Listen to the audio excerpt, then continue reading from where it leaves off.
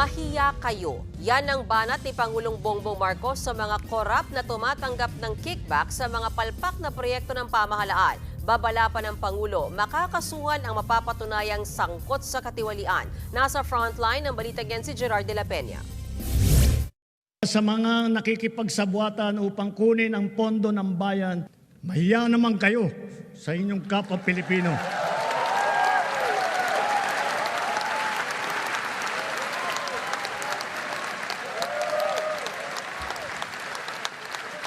Mahiya naman kayo sa mga kabahayan nating naanod o nalubog sa mga pagbaha. Ito ang mabigat na patama ni Pangulong Bongbong Marcos sa mga aniyay kumukulimbat sa pondo ng mga flood control project. Halata raw kasing palpak ang karamihan ng mga proyekto kontra pagbaha kasunod ng pananalasa ng Bagyong Krising, Emong at ng Habagat. Ilan lang ito sa mga sinita ng Pangulo sa kanyang ika-4 na State of the Nation Address. Huwag na po tayo magkunwari.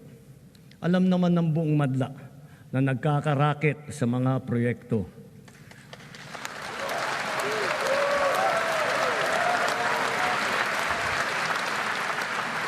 Mga kickback, mahiya naman kayo, lalo sa mga anak natin na magmamana sa mga utang.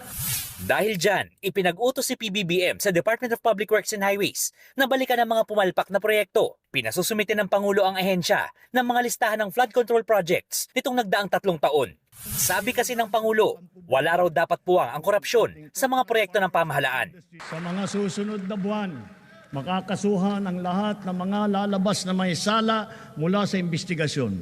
Pati na ang mga kasabwat na kontratista sa buong bansa.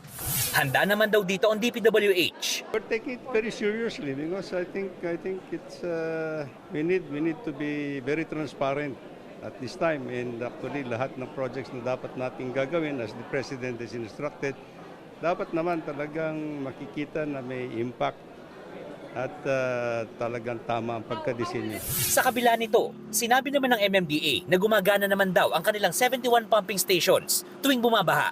Sabi niya ipagpatuloy lang at i-improve pa yung mga projects na nagmi-mitigate ng epekto ng pagbaha. Nangako rin ng Pangulo na tatapusin sa kanyang termino ang rehabilitasyon ng Guadalupe Bridge. Hindi ko papayagan tumawid pa ito sa susunod na administrasyon. Kaligtasan na ng publiko ang nakataya. Hindi po isasara ang Guadalupe Bridge. Gagawa muna tayo ng detour bridge sa magkabilang gilid bilang pansamantalaang daanan. Kapag nagawa na at nabuksan na ang detour bridge na ito, doon pa lamang sisimulan ang trabaho sa main bridge.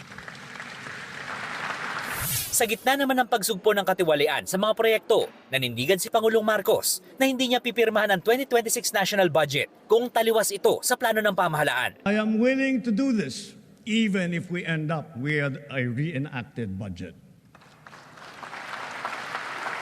Hindi ko aaprubahan ang kahit anong budget na hindi alinsunod sa plano ng gobyerno para sa sambayanang Pilipino.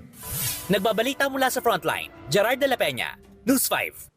Mga kapatid, Mean Los Baños po, huwag magpahuli sa mga balita at impormasyong dapat ninyong malaman. Para sa mas malawak na balitaan at diskusyon, mag-follow at mag-subscribe na sa social media pages ng News 5.